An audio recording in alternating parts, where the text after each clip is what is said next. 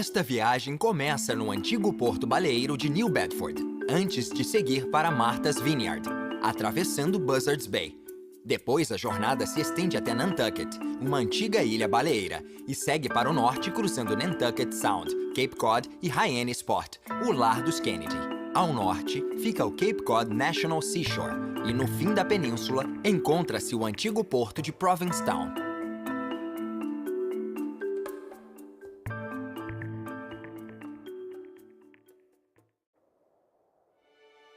New Bedford, na costa sul de Massachusetts, tem o apelido de Whaling City, ou Cidade Baleeira, porque no século XIX este era um dos maiores centros baleeiros do mundo.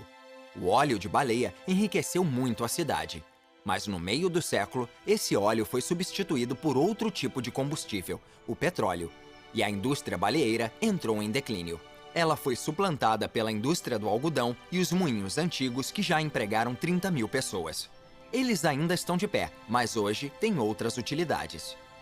Na década de 1840, havia 700 navios baleeiros nos oceanos do mundo todo, e 400 deles estavam no porto de New Bedford. As viagens podiam durar anos, enquanto os capitães caçavam baleias por todos os mares. Uma boa pescaria significava grandes riquezas, e a tripulação ganhava uma comissão. Por conta disso, a caça baleeira atraía milhares de homens, que arriscavam a própria vida. Uma curiosidade é que os capitães recebiam marujos de várias raças e tratavam todos igualmente. Na década de 1840, havia até um capitão negro, Absalom Boston. A quantidade de óleo de baleia extraído foi responsável por cunhar outro apelido para New Bedford, a cidade que iluminou o mundo. No meio da cidade fica Roth Jones Duff House. Os Roth eram magnatas da indústria baleeira e construíram esta casa de estilo neogrego nos anos 1830. A casa pertenceu a mais duas pessoas com laços com a indústria baleeira. Em 1851, ela foi comprada por Edward Coffin Jones e em 1935 se tornou posse de Mark Duff. Ele restaurou a casa e o jardim, e hoje a propriedade pertence a um grupo de preservação histórica. A caça baleeira era um negócio difícil e perigoso, e os pescadores visitavam a Seaman's Bethel antes de embarcarem. A capela foi imortalizada como a Capela dos Baleeiros no clássico de Herman Melville, Moby Dick. Se o século XIX foi a grande era da navegação à vela, o século XX foi a era da aviação, com a evolução dos primeiros biplanos até os jatos modernos. A Wings of Freedom Tour chegou ao New Bedford Regional Airport para um show aéreo. A Collins Foundation opera 3 aeronaves da Segunda Guerra. A organização foi criada em 1979 para preservar os aviões e mantê-los no ar como parte da história viva. A Wings of Freedom Tour homenageia os pilotos que voaram na guerra e educam as gerações mais novas. Os visitantes podem entrar nas aeronaves e quem tiver um bilhete pode fazer um voo de 30 minutos. Este é o bombardeiro B-25 Mitchell. Este é o B-17 Flying Fortress. É um dos 14 ainda capazes de voar. Atrás está o B-24 Liberator, o único modelo restaurado que ainda voa. Para essas aeronaves antigas poderem voar, os custos de manutenção são altíssimos. Cada hora de voo pode custar até $5.000, e para comprar um motor novo de B-24 é preciso desembolsar quase 80 mil. O B-17 Flying Fortress é um bombardeiro pesado, famoso por seu papel no bombardeio estratégico diurno na Europa durante os anos 1940. O B significa bombardeiro, não Boeing, que criou o avião na década anterior. Aproximadamente 13 mil modelos foram construídos em um período de 10 anos.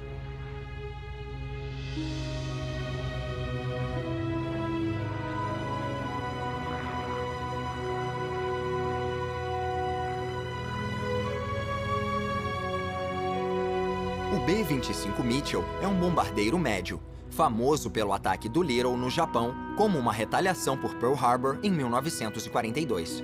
Ele entrou em serviço em 1941 e quase 10 mil modelos foram construídos. O B-24 Liberator é um bombardeiro médio usado em combates na Europa e no Extremo Oriente. A ideia era produzir o avião em massa e, em seu auge, uma aeronave ficava pronta por hora. A produção total foi de 19 mil modelos.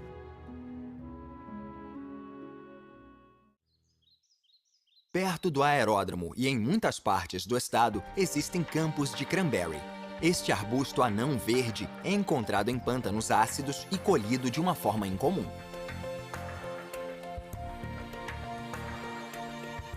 Antes da colheita, os campos de cranberry são inundados para que a água cubra 15 centímetros das plantas. Um aparelho especial utilizado há 50 anos solta os frutos da planta, permitindo que flutuem até a superfície. Depois, é fácil levar todas as cranberries até um canto do campo e colocar as frutas em caixas. As cranberries são consideradas superfrutas graças às suas qualidades nutricionais e antioxidantes. E 95% da colheita é destinada a sucos, vendida como frutas secas e usada no molho essencial no jantar do Dia de Ação de Graças americano.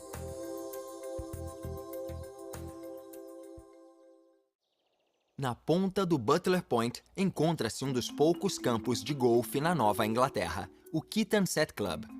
Fundado em 1922, é um dos clubes de golfe exclusivos para membros mais respeitados do país. Há anos é considerado um dos 100 melhores campos dos Estados Unidos pela mídia especializada. Kitansett é uma palavra indígena que significa perto do mar. O terceiro buraco, localizado em uma ilha, é o mais famoso. É um par 3 de 165 jardas. As bolas precisam atravessar areia e água para chegarem ao green. Se os golfistas não acertarem a ilha, vão ter que dar suas tacadas na praia, mas só se a maré estiver baixa. Na ponta da ilha encontra-se o Bird Island Light, construído em 1819. É um dos faróis mais antigos do país. Sua lanterna original teria funcionado a óleo de baleia.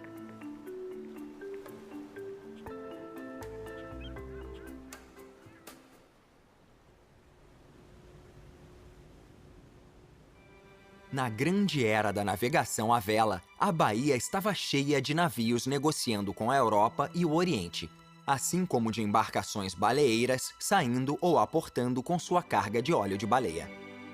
No meio da Buzzards Bay encontram-se as Elizabeth Islands. A maior ilha é a de Notion, que é propriedade particular e protegida por um fideicomisso familiar. 7 das 9 ilhas do arquipélago pertencem à mesma família. A ilha de Nashawina é a segunda maior e tem uma população oficial de apenas 2 pessoas. No fim da corrente fica a ilha de Cuttyhunk, o local do primeiro assentamento inglês na Nova Inglaterra, estabelecido por volta de 1605. No sul da Buzzards Bay estão Martha's Vineyard e as colinas de Aquina. Deste litoral, os índios Wampanoag saíam para caçar baleias centenas de anos antes do auge da caça baleeira do século XIX. Os claros penhascos de giz são tombados porque fazem parte dos mitos e da espiritualidade dos Wampanoag, que constituem a maior parte da população local. Por conta do giz, o mar tem uma cor verde água. principalmente quando as ondas arrebentam no litoral. De vez em quando, é possível ver um tom avermelhado quando as ondas encostam nos penhascos. No topo, encontra-se o farol Gay Head, construído em 1850 para substituir o anterior, do fim do século XVIII. A erosão estava fazendo com que ficasse perto demais da beirada dos penhascos.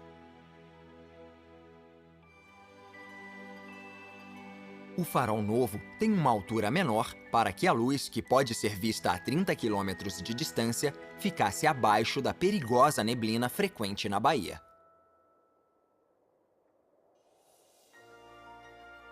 O porto de entrada principal em Martha's Vineyard é Vineyard Haven, conhecido como Nob Nocket pelos índios Wampanoag.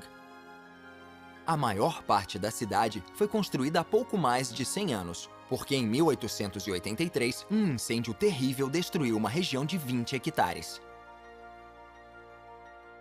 Felizmente, algumas casas antigas sobreviveram. Hoje em dia, o turismo de verão faz a população de 3.000 pessoas aumentar, e a maioria das residências é usada apenas nessa estação. O aluguel de casas à beira-mar pode custar mais de $1.500 por semana. Durante a grande era da navegação à vela do século XIX, o porto era um dos mais movimentados da Nova Inglaterra, porque tinha uma posição estratégica para transporte costal. Em 1845, aproximadamente 14.000 navios passaram por este porto. Na costa leste de Martha's Vineyard está o Oak Bluffs, o primeiro centro de turismo no início do século XIX, quando a cidade se chamava Tent City. Membros da igreja metodista vinham todo verão, armavam as barracas e faziam reuniões a céu aberto. Choupanas vieram a substituir as barracas, e Oak Bluffs foi criada.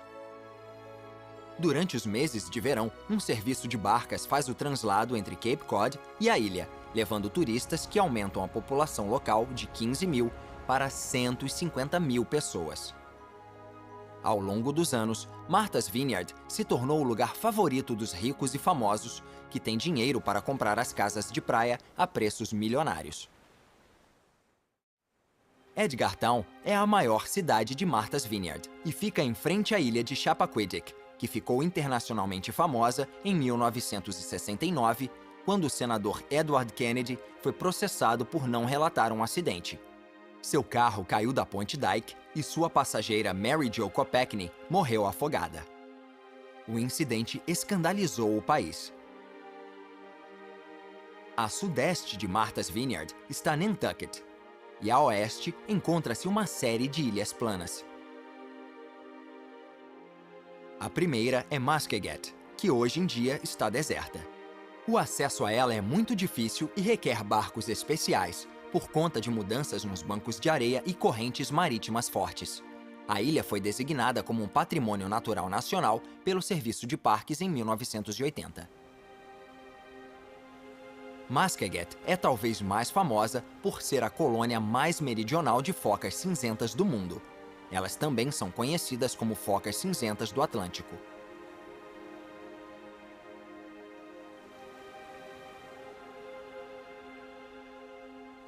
A ilha é uma das principais colônias de focas na costa da Nova Inglaterra, e um ato do Congresso de 1972 proibiu a caça. Hoje em dia, 2.000 filhotes nascem por ano a cada outono. No entanto, esse aumento na população atraiu mais tubarões brancos, que se alimentam dos filhotes vulneráveis.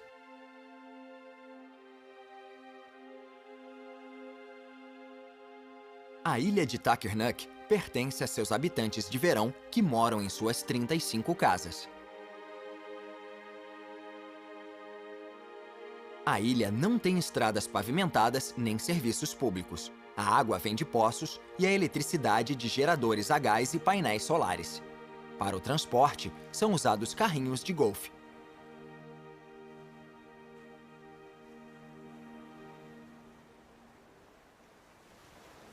Quem não quiser uma vida tão simples, encontra em Nantucket todos os serviços públicos. A ilha inteira foi designada Distrito Histórico em 1966 para proteger a paisagem e as construções. O vilarejo de Medaket Fica no lado oeste da ilha, onde se encontram casas de verão de todos os tipos e tamanhos. No verão, a população de Nantucket aumenta de 10 mil para mais de 50 mil pessoas, que vão para a ilha atrás de um clima bom, praias maravilhosas, pôres do sol gloriosos, paz e tranquilidade. Nantucket também é o nome da cidade principal na região norte da ilha e já foi o maior porto baleeiro do mundo. Em Moby Dick, Herman Melville fala sobre os habitantes que caçavam baleias no oceano. O mar é dele. Ele é o dono, como imperadores mandam em impérios. Um enorme incêndio abastecido por óleo de baleia destruiu grande parte da cidade em 1846. O mesmo destino que Vineyard Haven teria 40 anos depois. Junto com o declínio da indústria baleeira e o assoreamento do porto, esse incidente acabou com a cidade. Foi só com o início do turismo no meio do século XX que Nantucket voltou a melhorar.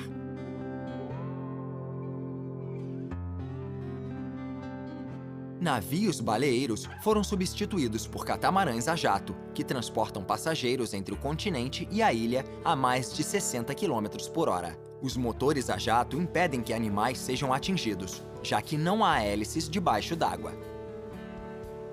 Também existem barcas para os carros e os visitantes mais ricos podem vir de jatinhos particulares.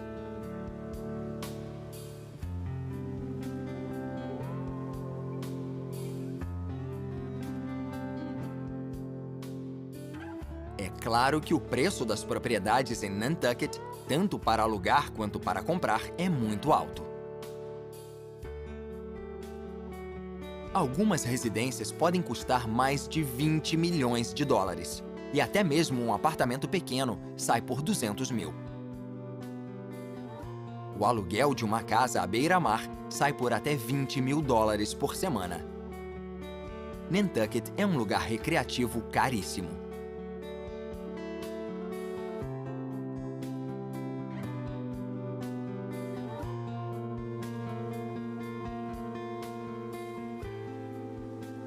Na costa leste, em Ciscasset, os penhascos estão cheios de residências de verão caras. Mas o mar está lentamente erodindo os penhascos. E não vai demorar muito até que as casas da frente caiam e se tornem cabanas de praia. Em 2007, o farol Sankaty Head, construído em 1850, foi deslocado 100 metros para dentro para impedir que caísse no mar. Em 1843, um engenheiro registrou: existe um ponto fatal na costa de Massachusetts, onde muitos corações corajosos e navios galantes estão enterrados na mesma cova. As águas rasas de Nantucket são conhecidas e temidas por todo navegador no Atlântico. E o farol ainda brilha hoje em dia. Na ponta norte de Nantucket estão duas penínsulas finas como dedos que formam a reserva Cascade Coutu. Visitantes podem ver caranguejos ferradura, focas tomando sol, aves limícolas, cervos e até aves de rapina. E bem na ponta encontra-se o farol Greenpoint, que guia navios há mais de 3 séculos. No continente, do outro lado de Nantucket Sound, ficam Cape Cod e Hyannis. A cidade é como muitas outras da região e no verão se torna um grande centro. Mas também é muito importante para pessoas do mundo todo, como o lar de um dos presidentes americanos pós-guerra mais populares, John F. Kennedy. Ao longo da costa fica Hyannis Port, o lar dos Kennedy, e em particular de John F. Kennedy, o 35º presidente americano. O Kennedy Compound mede 2,5 hectares e é um patrimônio nacional histórico. A casa original pertencia ao pai do presidente, Joseph Kennedy, e John, com seus irmãos e irmãs, passava as férias lá. A propriedade foi usada como a base de sua campanha presidencial e depois como uma Casa Branca de verão. Ao longo dos anos, outros membros da família tiveram casas no complexo. O último morador foi o senador Edward Kennedy, e após sua morte em 2009, o Kennedy Compound se tornou um centro educativo e museu. No dia 9 de novembro de 1960, o presidente John F. Kennedy fez seu discurso de vitória no Arsenal de Haenes, usado pela Guarda Nacional do Estado e que agora está no Registro Nacional de Lugares Históricos. Após o assassinato trágico do presidente em Dallas em 1963, um pequeno parque foi dedicado à sua memória. É um lugar onde as pessoas podem ficar sentadas em silêncio e ouvir o mar. E foi na água que o presidente passou dias felizes, já que a família adorava navegar. O parque tem vista para Lewis Bay, onde ele aprendeu a velejar quando criança e onde anos depois ensinou os filhos. O Cape Cod é uma península estreita em forma de U e protege a Cape Cod Bay, lugar onde os europeus começaram a caça baleeira no século XVII. No lado leste, onde o Oceano Atlântico se encontra com a Terra, fica o Cape Cod National Seashore. Mais de 60 quilômetros de costa, lagos e pinheiros. O lugar se tornou um parque nacional com a ajuda de John F. Kennedy em 1961. E por volta de 4 milhões de pessoas vão às praias virgens de lá por ano. O Seashore é uma das maravilhas de Massachusetts. E o poeta e naturalista americano do século XIX, Henry David Thoreau, disse após ficar na praia que um homem pode ficar aqui e deixar todo o país para trás.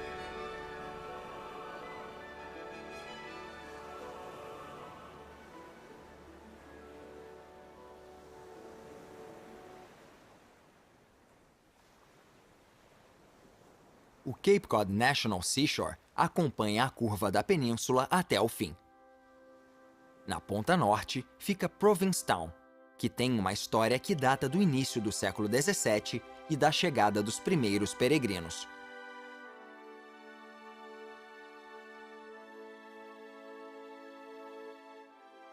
Com a abundância de peixes e baleias, a cidade se desenvolveu como um grande centro de pesca durante o século XVIII. Depois da independência dos Estados Unidos, Provincetown cresceu rapidamente e até recebeu marinheiros portugueses que se assentaram na cidade após trabalhar em navios americanos.